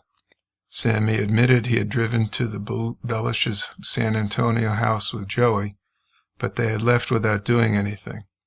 They returned another time and all the furniture was gone, and then they found out that Sheila had moved. Yeah, so she came really close there to being killed. Yeah. Before they moved. So then on November 4th, so that's just 3 days before the murder, Danny told Sammy that the deal was still on. Sammy, Joey, and Danny met at a bar. Now Danny gave Joey $500 up front to get to Florida and to beat up the woman, Sheila. Sammy denied knowing Allan Blackthorne at all, which might have been true, because Danny was the go-between. Right. He probably didn't ever meet Allan. He might have seen him around the golf course. That's right. Because he worked there. He worked there. But I don't think he really knew him. Now, Danny agreed to talk to police with his lawyer present, but his attorney sought a plea bargain for him in exchange for testimony against the person who had hired him to do the murder. So until then, Danny would not be speaking to police. Police felt sure it was Allan, of course, but they had no evidence of that. So Danny Roca and Sammy Gonzalez were arrested in Texas in late November. Sammy gave some statements, but Danny didn't speak. Joey and Allan were still free. Then in 1999, Joey was extradited to the U.S.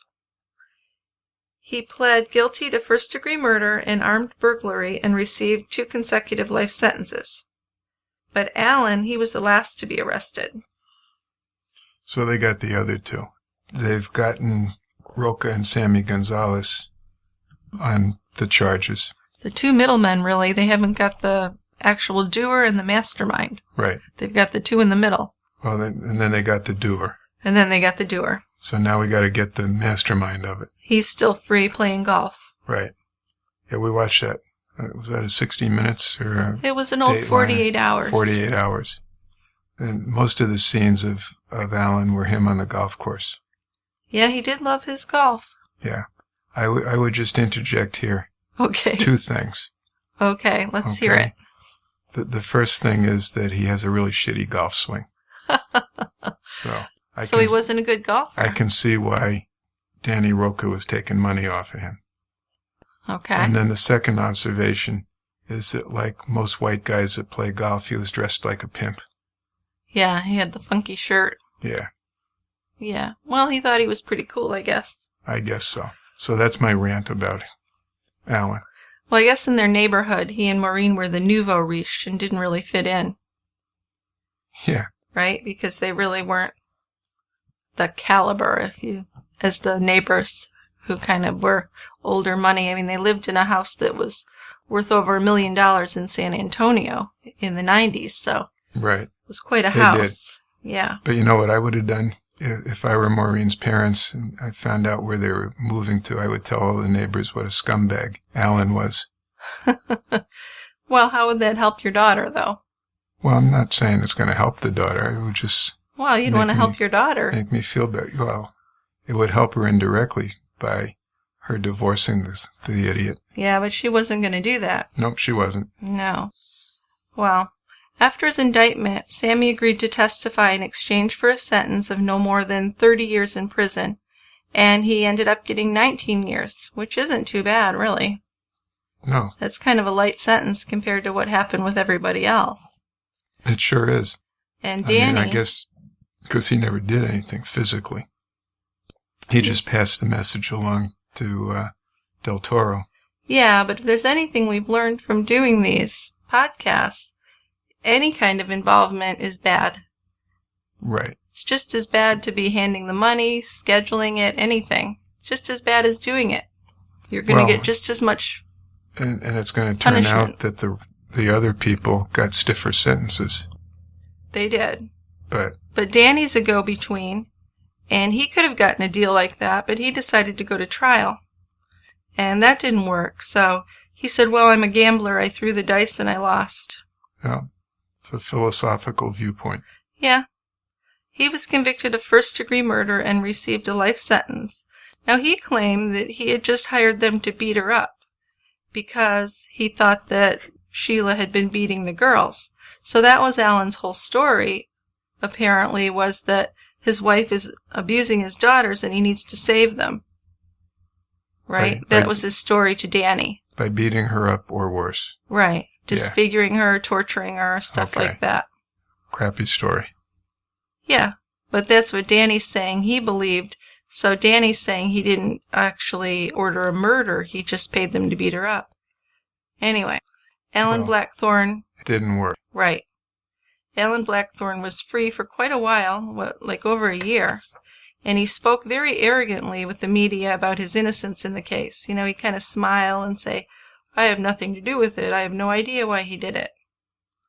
He was very kind of arrogant. Arrogant's a good word for him. Well, he's lived his whole life that way. Yeah. So why should he change? Above everyone, yeah. So Danny told police that he was hired by Allan, and this allowed police to charge Allan with interstate domestic violence and conspiracy to commit murder. And both of these charges carried a maximum sentence of life in prison. So in opening statements, the prosecutor told jurors that Allan's motive was that Sheila had gotten custody of the two girls and moved away, and he wanted revenge. Allan was not okay with letting Sheila win in their battle for custody. And I think that's a pretty true statement. I believe that. Yeah, he just he wouldn't lose. Right? He couldn't accept it. No. Even though I don't think he really wanted custody of them in any way. No, he really didn't have any interest in those two girls. Right. Except as pawns. Right. They were players in his game against his ex-wife. Exactly. So initially, Allan told Rocha that he wanted Sheila tortured and disfigured. But this quickly progressed to a murder, and Allan increased his payment from $4,000 to $10,000. Now that's pretty cheap from a millionaire, right? Yeah. I mean, if he really wanted to do this, and I'm not condoning doing it, why wouldn't he hire like a real hitman for, $200,000 or whatever the going rate is?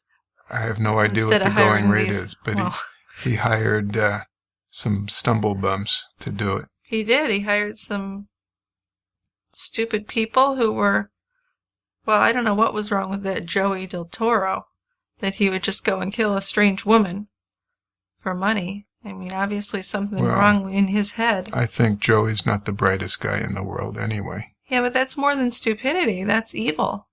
Well, he got paid money. Well, who cares? And it's still evil. Well, it's evil, but right? I think in his way of thinking that he's doing this and he's getting paid for it. It's a job. Well, that's not okay with me. Now, not. Danny's whole thing was, Allan convinced us that she was a bad person. But still, that's a bridge too far for sure. Right. Allan's defense blamed Rocha completely, saying that it was a scheme by Danny Rocha to win over Allan Blackthorne in this whole partnership in the golf course and stuff like that. Yeah, I don't believe that would be a motive. No. That's kind of, what is he going to do? Go take care of her and then expect that Allan's going to like him more and invest money with him? Exactly. But that's what he's thinking. It was revealed during the trial that Allan had hired a private detective to find Sheila. The prosecution also had tapes of Allan calling the courthouse to get her address. Yeah, I heard some of those tapes online. Yeah. And once he got the address from Daryl, calls stopped. And he didn't try to see Daryl or his other daughter ever again. No, he was just using them. So there wasn't anything about trying to get back together. It was just using them to find where his ex-wife was. Yeah, so if you want evidence that he didn't care about those girls, that's it right there. That is. So Allan, of course, well, I shouldn't say of course, but it struck me that he would be the type of guy that would want to testify in his own defense, because he's smarter than everyone else in the room. Well, and he's a salesman. Yeah. So he could sell himself to the jury, he thought. And Allan seemed pretty calm and comfortable on the stand. But after 33 hours of deliberation, and that's a fairly long time, isn't it? Yeah, that's a few days, right? He was found guilty of both counts. He received 2 concurrent life sentences. In 2001, he was almost killed by a prison gang in a Texas federal prison. He then was moved to a Florida prison where he was segregated from the general prison population. So this isn't a good ending. So they're kind of protecting him. Yeah. But then here's the really weird part. He died when he was 59 in a federal correctional institution in Terre Haute, Indiana. And the cause of death I could not find. Every article I read said his cause of death has not been released. So why would that be secret? I don't know. And why did he get moved to Terre Haute from Florida or from wherever? That I don't know. I mean, I think they move prisoners around fairly often, don't they? Just depending on the population and what's available. I guess. But maybe there was some problems with security in the Florida prison, even though he was segregated from the general population. But, I mean, I don't know. Well, that's an idea, yeah. That could be it. I don't know. And I would still be suspicious. I mean, the cause of death has not been released. Isn't that weird? That's weird. Yeah. I don't know. So I would think if it was natural causes, they would say he died of natural causes. I would think so, or a heart attack, or he was shanked in the prison yard. Well, why wouldn't they just say what happened? That's not natural causes. No, but I'm saying whatever happened, why wouldn't they just say it? I don't know. Anyway, I just thought that was a weird little twist at the end that certainly was. I couldn't find that. Yeah. What really struck me about this case, though, was, wow, you just one false move, marry one evil person, and that's it. Right? Your whole life is ruined, really. Well, yes, that's a good statement, although I would say that there's evil and there's really evil. I mean, most people would not go to the extent that Allan did. No, right? He was very evil. He was supremely evil. Yes. And got away with it for quite a while, actually. Well, a little bit of time. Well, his whole life. He went through all these wives. Yeah. He made all this money. He had a great life. So did Maureen eventually divorce him? That I don't know either. I don't think so. I mean, I know when he went to prison, she was still supporting him. So unless she divorced him while he was in prison, which is possible. A lot of people do that, I imagine. But they had 2 sons together, so I'm not sure about that. But he died pretty young. 59's pretty young. 59 is very young. So, for natural causes, it is. Yeah. Anyway. Well, good story. That's what happened to him. That's all I've got to say about him. That's all I got to say about him, too. Let's close the book on that. He's done. But, there is one thing I forgot to mention is the quadruplets. There's been talk by some psychologists and by some of the family that the quadruplets might have some residual memory of this. What do you think? Well, sure. I mean, they were almost 2, so they're not terribly verbal. Yeah, I don't think I remember anything from when I was 2. Well, although this is a remarkable thing, this might be very but traumatic. You're looking at it from a greater distance. She was killed in 1997, which means they were born in 1995, so which means at this point they're in their early 20s. And have they spoken out? No, nobody's spoken to the press in several years. Okay. Which I think is good, that they're just trying to give them some space and let them grow up as normally as possible. I would hope so. But yeah, I'm sure they were traumatized. They're old enough to be aware of what's going on. Yes. And maybe they can't verbalize it, but it had to be a horrible thing. And just look at the description of what happened when Jamie went home. There the 4 kids are walking around crying, covered with blood. And it had to be a traumatic experience. Well, I'm not saying that it wasn't a traumatic experience. I'm just saying, do they remember it? Maybe they remembered it for a while and they don't now, right, is what you're saying, because there's a distance. I think the further away you get, the less of a memory it becomes. Okay. Just like you said, you can't remember things that happened when you were 2. Right, exactly. And neither can I. All right. Well, I'd like to take a moment here to let all of our listeners know about what's going on with Team Tie Grabber. We have 5 new full-length feature episodes on TCB's premium feed for members only, and we have much more to come. We recently released an episode on Baby Doe, a child whose body was recovered on a Massachusetts beach in 2015. She wasn't identified for several months until it was discovered that her own mother had been covering up her death. Then we also produced an episode on Diane Downs a little while back, who was accused of shooting her 3 children because she thought her lover didn't want kids and this would win him over, which is super crazy, really deranged woman. And Dick gave us a great little talk on that one, on histrionic personality disorder. Remember that? I do. He brilliantly correlated the symptoms with this woman's behavior from way back in her childhood. And this is a case, actually, it was eerily similar to the case of Susan Smith, which we did a while back in our episode Forsaken. Now, before that, we covered Bart Whitaker, the college student who plotted the murders of his family. We also released an episode on the torture and murder of Sylvia Likens back in the 1960s, and the milkshake murder of Robert Kissel. He was the successful businessman who was brutally murdered by his soccer mom-type wife, and that occurred before the unsolved violent death of his own brother. Coming up, we have a multiple-episode project on the murders of Nicole Brown and Ron Goldman, and we're also going to cover the O.J. Simpson trial with that. Now, we do realize this is probably the most publicized case in recent history, right? Absolutely. Yeah. But we're sure we can bring a little something new to it, right, if we try? I think we can. I mean, if nothing else, our opinions. Right. And if nothing else, it's been a while since it's been brought up. Yeah, well, it seems like every 5 or 10 years something comes up with it in the media. So, it's probably one of the most famous cases in America.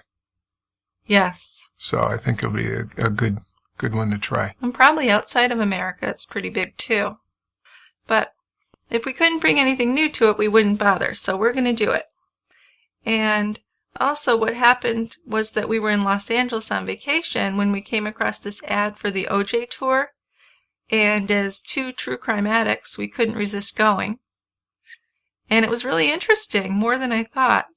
A cool result from going on that tour is that our guide, Adam, is going to come and talk to us about life brewing up in Brentwood during this trial of the century, plus details and stories from his years of taking all kinds of people on the tour.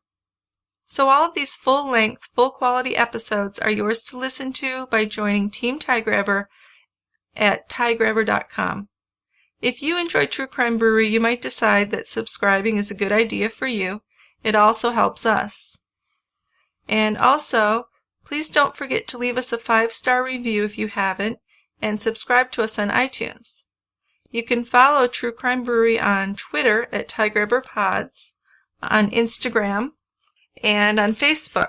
If you like to chat with other true crime addicts like yourself, check out the new True Crime Brewery fan discussion page, which is managed by one of our listeners, Shauna. Also, with summer coming, I just want to remind you it's the perfect time to shop our brewery. We have some soft, figure-flattering TCB t-shirts. They're the kind without the tags in the back. It's printed on the back, so they're very comfortable on your neck. I hate those tags in the back. Yeah, I think just those cut them out. those are being phased out. Because even if you cut them out, you have that little ridge You that still rubs got on your something, neck. but it's better than the whole tag. Oh, sure. Also, we have coasters, and we have our credit card sized bottle openers, and we have stickers. So check that out.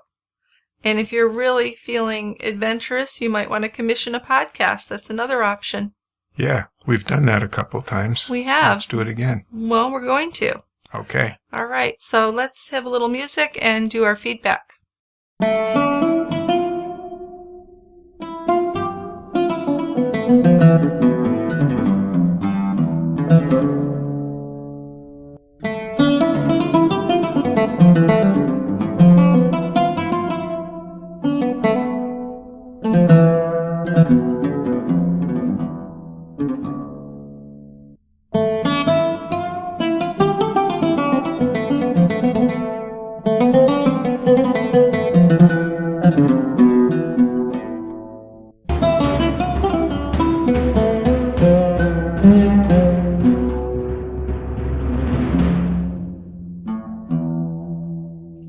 Welcome to feedback. So I'm going to go first this time. It's my turn.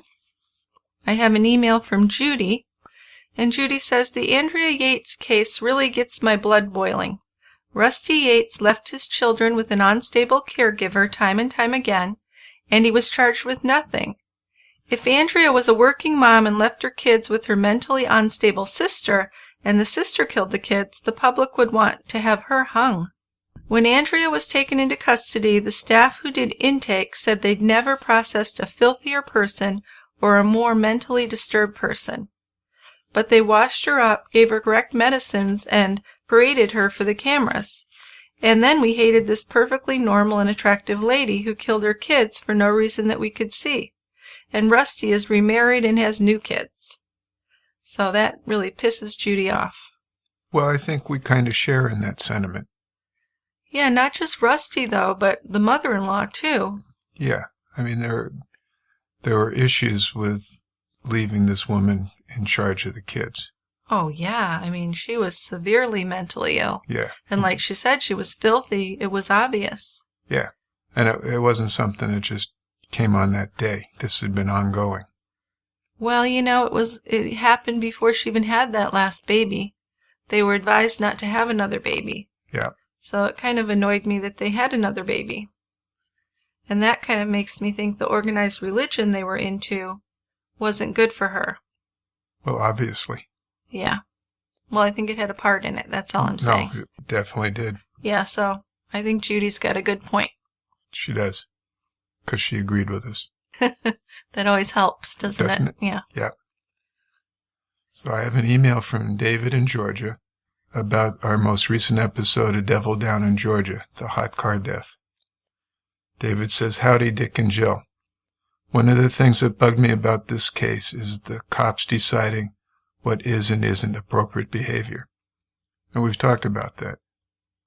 Right. How are you supposed to act when you find out your child is dead? Everybody will act differently. Right. David says, one of the things life has taught me is that I don't know how I react in any situation until it happens. Examples are people who train for the worst case, like black belts in the martial arts, get beat up in street fights. Skydivers with thousands of jumps die when they have their first malfunction. Expert scuba divers drown. I assume very few people train for a sudden death or even really thinks about a loved one suddenly dying. And I'd hate to be suspected of something because the cops thought I cried too little or too much. He goes on to say, I think Russ Harris was mostly convicted of being a douchebag.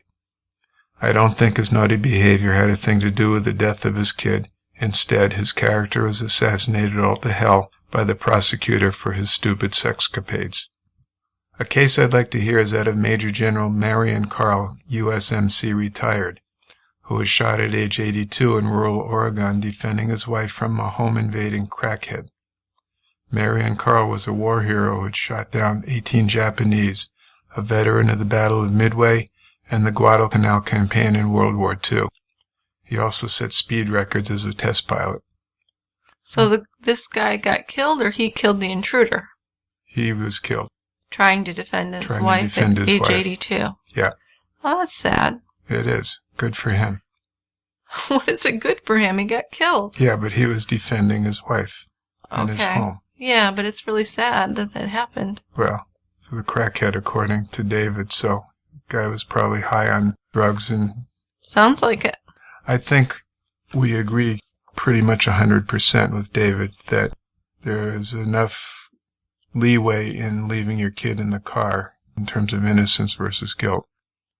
And the thing that convicted this guy, Ross Harris, was his sexting and relations with prostitutes. Well, yeah, and his behavior. They didn't like the way he acted, which is really wrong to judge someone by that. I agree. Really wrong. It is. Yeah. Okay, I have an email from Nicole in Ohio, and that's also about the Devil Down in Georgia case. So, Nicole says, "Hi, Dick and Jill. I recently read an article about forgotten baby syndrome, and then your episode of Devil Down in Georgia showed up." So, Nicole had read this article in the Washington Post, which a couple other people on Facebook had mentioned to me and sent me links to. So she just had a few paragraphs here that I'm going to go over, which I thought were really interesting about the forgotten baby syndrome. So one little story here is, David Diamond is a professor of molecular physiology at the University of South Florida and a consultant to the Veterans Hospital in Tampa. He is a memory expert with a lousy memory.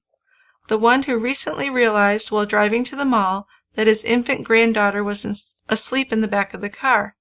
He remembered only because his wife sitting beside him mentioned the baby. He understands what could have happened had he been alone with the child. Almost worse, he understands exactly why.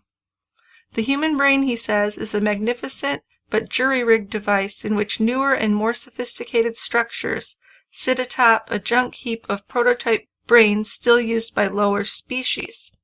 At the top of the device are the smartest and most nimble part, the prefrontal cortex, which thinks and analyzes, and the hippocampus, which makes and holds onto our immediate memories. At the bottom is the basal ganglia, nearly identical to the brains of lizards, controlling voluntary but barely conscious actions. Diamond says that in situations involving familiar, routine motor skills, the human animal presses the basal ganglia into service as a sort of auxiliary autopilot. When our prefrontal cortex and hippocampus are planning our day on the way to work, the ignorant but efficient basal ganglia is operating the car. That's why you'll sometimes find yourself driving from point A to point B without a clear recollection of the route you took, the turns you made, or the scenery you saw. So that's exactly what you and I were talking about. Exactly. I would like how he puts that, though. It's a little easier to understand. Okay. How he makes a story of it a little bit. As clear. Oh, no, you were clear. It's just he's simplifying it a little bit. Right. And then I think he'll talk about the amygdala and stresses. Yeah, I don't know if I'm going to go into that. Okay.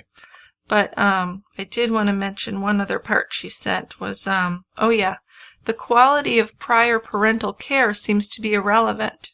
The important factors that keep showing up involve a combination of stress, emotion, lack of sleep, and change in routine, where the basal ganglia is trying to do what it's supposed to do, and the conscious mind is too weakened to resist. So what happens is the memory circuits in a vulnerable hippocampus literally get overwritten, like with a computer program.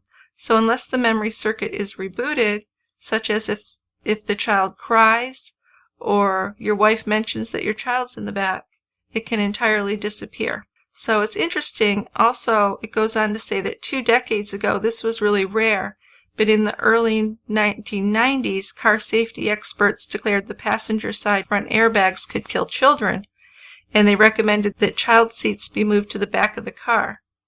Then, for even more safety of the very young, the baby seats needed to be pivoted to face the rear. So if you foresaw the tragic consequence of the lessened visibility of the child, who can blame them? Because you would think, well, what kind of person forgets a baby? And I think that people can be very judgmental. But here he explains what kind of people do forget a baby. The wealthy do, it turns out, and the poor and the middle class. Parents of all ages and ethnicities do it. Mothers are just as likely to do it as fathers, It happens to the chronically absent-minded and to the fanatically organized, to the college-educated and to the marginally literate. In the last 10 years, it's happened to a dentist, a postal clerk, a social worker, a police officer, an accountant, a soldier, a paralegal, an electrician, a clergyman, a construction worker, a principal, mental health counselor, college professor, pizza chef, pediatrician, and rocket scientist. So anybody is the point. It can happen to anybody. Right. Certainly. Right. So the facts in each case differ a little, but always there is the terrible moment when the parent realizes what he or she has done, often through a phone call from a spouse or a caregiver. This is followed by a frantic sprint to the car, and what awaits there is the worst thing in the world. Just 5 days before Miles Harrison forgot his toddler son in the parking lot of the Herndon corporate relocation business where he worked, a similar event had occurred a few hundred miles southeast. After a long shift at work, a Portsmouth, Virginia sanitation department electrician named Andrew Culpepper picked up his toddler son from his parents, drove home, went into the house, and fell asleep, forgetting he had the boy in the car, leaving him to bake to death outside his home. Now Harrison was charged with a crime, and Culpepper was not. In each case, the decision fell to one person, the prosecutor. So, when thinking about your episode on Justin Ross Harris, I have to wonder if he did anything different than parents who weren't charged, or was he just very unlikable? Well, we think he was very unlikable. Yeah, and I'm surprised Right. a lot of people agree with us about that. And I think there was some evidence that it was a conscious act, although I'm not convinced of it. I What think, was the evidence? Just going out to the car during lunch? Well, he went out to the car during lunch, and I know I said he didn't look in it, but the distance from the breakfast place to his work, to me it was difficult to have a wide-awake child fall asleep that quickly. Difficult, but are you willing to put a man in prison for life on Well, that No. possibility or probability? And just one other thing when they're talking about the car seats and safety, besides moving into the rear seat and having it facing backwards, is that the middle rear is the safest place. And that's where they had And Cooper's that's where car he seat. had him. But if I'm the driver and I'm looking in the back, I'm mostly looking at the passenger side of the rear seat. That's a good point. So I might miss the one in the middle. But anyway. Well, and we said that when he looked in the rear view, he wouldn't see him. Only if he Right. turned his head and looked back. Yeah. And Yeah. and if he turned his head, he might not have. Right. But, yeah, Okay. I think we went over that enough that he was mostly convicted for being a jerk. Yeah. Maybe, or maybe he did it, but Right. it's definitely a possibility. What do you have for our last piece of feedback? Our last piece of feedback is on the exact same case, and this is a Facebook message from Kelly. She says, "Hi, Jill and Dick. The episode from this week breaks my heart. I'm not convinced that Ross Harris left his son in the car on purpose. I'm not convinced that he was malicious in that. Sure, he is texting and even getting together with other women. That makes him a perv, not a murderer. I absolutely think he would be charged for sexting with a teenager because that's friggin' disgusting. But murdering his son? I'm not convinced. It might have only been a mile between breakfast and his work, but if he is texting with several different women, then that's enough to distract him from anything else. I have ADHD, and even when I take medicine for it, I can go to look something up, and by the time I open the internet, I've forgotten what it was I was going to search. The thought of having a child and leaving them in the car by mistake scares me so much that if I ever do have kids, I would have to put my left shoe in the back seat so that I'm sure I can assure myself that it would never happen." That's a great idea. I didn't even think of that. Well, we talked about that, to put Well, we some... talked about a phone and a purse, but you purse. could conceivably forget those too. But a Yeah. shoe you're not going to forget. When you get out of the car, you need your shoe. Yeah, that's true. So, great call, Kelly. I like that. The thought is just horrifying to me. I just can't imagine having that happen and then being accused, charged, and convicted of it being on purpose. I'm just so torn up about this.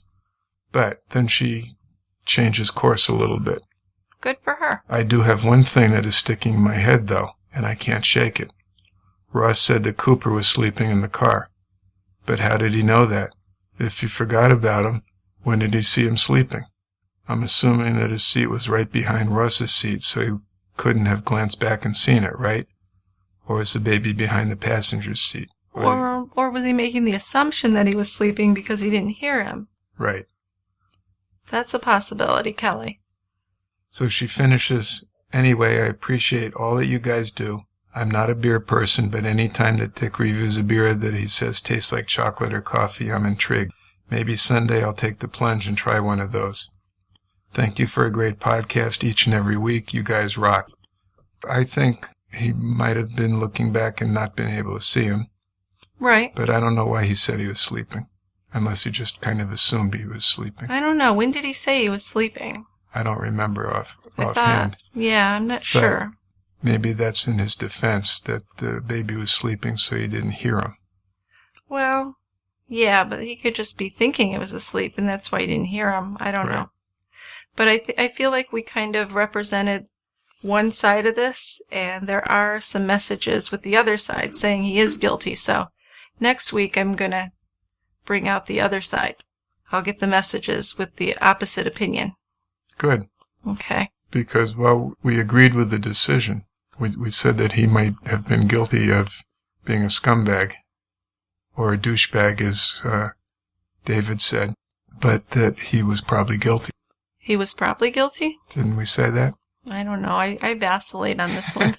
I think we decided that this was an intentional act. He might have been guilty. I mean, his behavior afterwards he didn't seem as crushed as most people would be. Most people would be devastated. I mean, some of the stories I've read with other people is they wanted to end their own life. Yeah. They couldn't stop crying. Yeah. But everybody acts differently. Everyone does. But just next time we'll do that. We'll talk about the opposite side. We'll do a few other cases, or not cases, a few other viewpoints. Yeah, because I like to represent both sides of it, and I can easily go either way myself. Okay. So that's the way that works. Well, good. Okay, so that's it. We're going to have just a quick note to our members or anybody who wants to join. We're going to have our first episode on the murders of Ron Goldman and Nicole Brown coming out within the week. It just depends when I can get this edited, which this turned out to be super long, so it's going to take me a long time. And then I can get the OJ case recorded and edited. So that will be coming out soon, and I look forward to it. I think you'll like it. We have some good information. We do, and this will be part 1. Yeah, it's a 4-parter. So. Okay, and as always, thank you so much for listening, and we will see you at the quiet end of the bar. We enjoy talking to you, and we love your feedback. Keep it coming. All right, bye-bye. Bye.